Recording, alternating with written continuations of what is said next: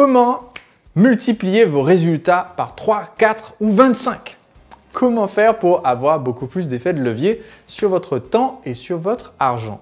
Aujourd'hui, j'aimerais vous partager un conseil, une technique qui est issue d'un livre génialissime. Parce que ce livre vous permet à la fois de diminuer votre dépense de temps, d'énergie et d'argent et d'augmenter considérablement vos ventes et la rentabilité de vos ventes. Ce livre, c'est 80-20 Sales and Marketing, le marketing et les ventes 80-20 par Perry Marshall.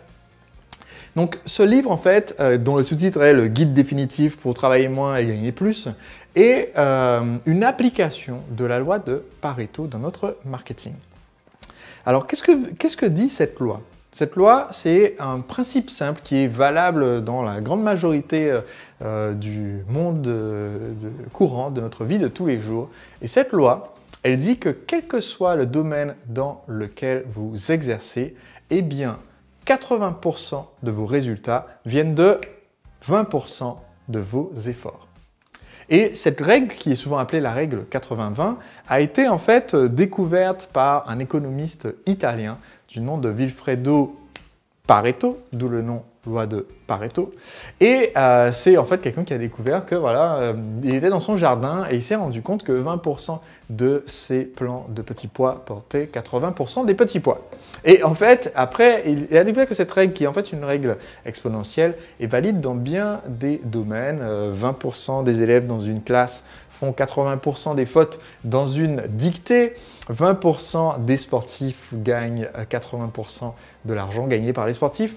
Et elle est aussi valable dans notre business. Et si vous faites une analyse de votre clientèle, il est fort possible, par exemple, que 20% de vos clients rapportent 80% de vos bénéfices.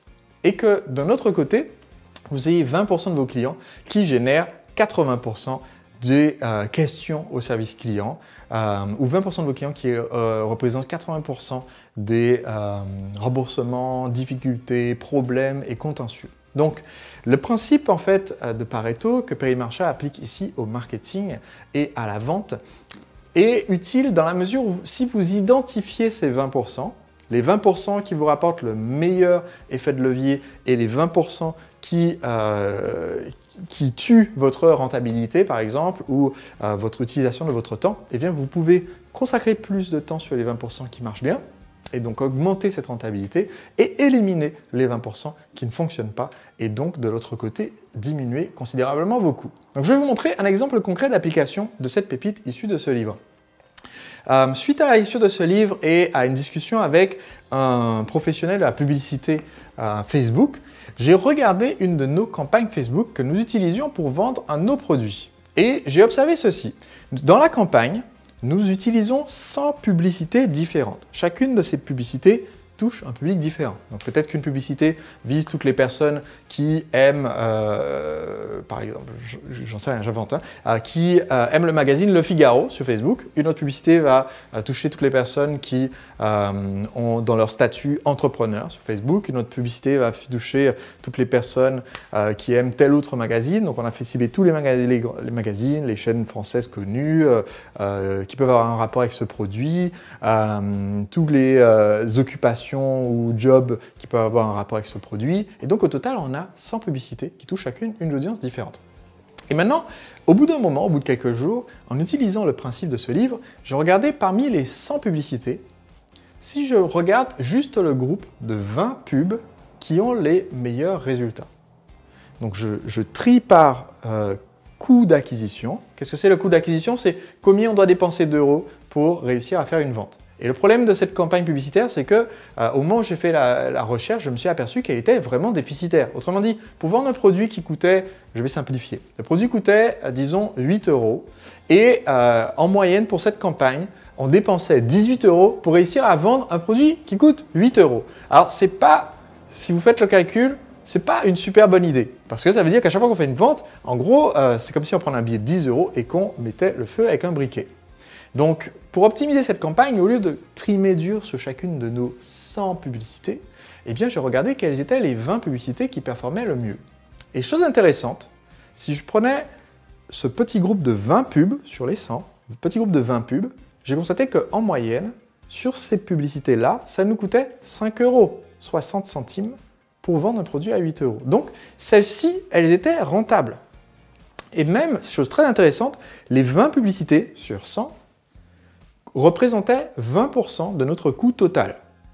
Donc, si on dépensait 1 000 € dans la campagne, j'en dépensais 200 € juste pour ce groupe-là. Mais à elle seule, elle représentait 20%, 21% exactement, de la dépense totale, et à elle seule, elle réalisait 2/3 de toutes les ventes. Donc, si sur le total, on était entièrement déficitaire, en fait, on était hyper rentable sur nos 20 petites pubs qui faisaient dur leur travail, alors que de l'autre côté, il y avait 80 qui ramaient complètement. Qu'est-ce que ça veut dire? Ça veut dire que si j'arrête la diffusion des 80, eh bien d'un seul coup, je vais certes avoir un petit peu moins de ventes, je vais avoir seulement 2/3 des ventes que j'avais avant, mais je vais avoir beaucoup plus de rentabilité. Avant, j'étais déficitaire et maintenant, d'un seul coup, je commence à être rentable. Donc, cette approche, elle est particulièrement applicable si vous faites de la publicité, mais elle est applicable aussi à votre clientèle. 20%, je vous l'ai dit, de vos clients génèrent 80% de votre bénéfice.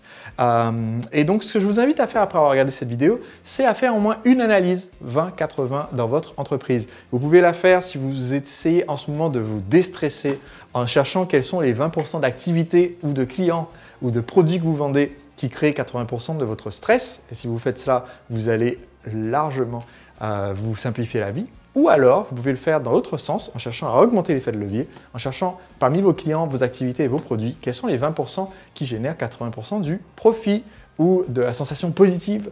Et vous pouvez optimiser cela.